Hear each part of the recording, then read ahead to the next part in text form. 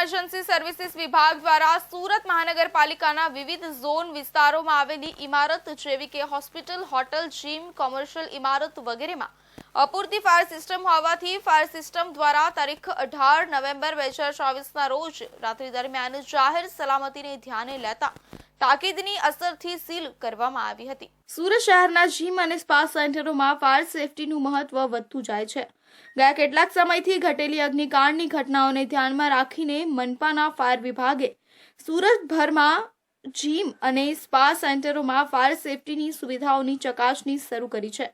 શહેરમાં આવા સર્વેની કામગીરી ચાલુ છે અને જો ક્યાં જીમ કે સ્પા સેન્ટરમાં ફાયર સેફટીના નિયમોનું પાલન નહીં થતું હોય તો આ મામલે ફાયર વિભાગ પગલાં ભરશે। આગાહી છે કે આવનારા સમયમાં આવા નિયમો વધુ સખ્ત બનાવવામાં આવશે। શહેરના તમામ ઝોનમાં આવેલા જીમ અને સ્પા સેન્ટરોમાં ફાયર વિભાગે વિશેષ સર્વે હાથ ધર્યો છે। આ તપાસના ભાગરૂપે ફાયર સેફટીની સુવિધાઓની ઉપલબ્ધતા અને તેઓ કેટલું કાર્યક્ષમ છે તે બાબતે ઊંડાણપૂર્વક તપાસ કરવામાં આવી રહી છે।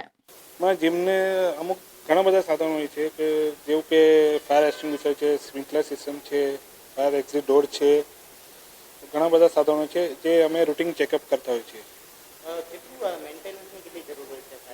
મેન્ટેનન્સનું કામ તો કેવું છે, જીમના જે ઓનર હોય છે એ કરતા હોય છે, પણ અમારે દર મહિનાની અંદર રૂટીન ચેકઅપની અંદર અમે લોકો ચેક કરતા હોઈએ છીએ કે ભાઈ આ લોકો મેન્ટેન કરી રહ્યા છે કે નથી। જ્યાં સાધનોનો અભાવ જોવા મળશે ત્યાં અમે નોટિસ ઇસ્યુ કરીશું એમને ને આગળ એમને ટાઈમિંગ પણ આપીશું કે ભાઈ તમે ફાયર સિસ્ટમ ઇન્સ્ટોલ કરીને ફાયર એનઓસી તમે મેળવી લો। છતાં એ લોકો નથી કરતા તો ઉપલી કચેરીથી જે કંઈ હુકમ આવે એ પ્રમાણે અમે સીલિંગની કામગીરી કરીશું। સુરતમાં અટવા ઝોનમાં આવતા કુલ 38 રૂમને સીલ કરાયા છે તથા ઉધના ઝોન એમાં જનસેવા મલ્ટી સ્પેશિયાલિટી હોસ્પિટલ તથા ઉધના સુરતમાં પહેલો અને બીજો માળ સીલ કરવામાં આવ્યો છે અને સેન્ટ્રલ ઝોનમાં માય ફિટનેસ જીમ, રેશમવાદ, સલાબતપુરાને સીલ કરવામાં આવ્યું હતું।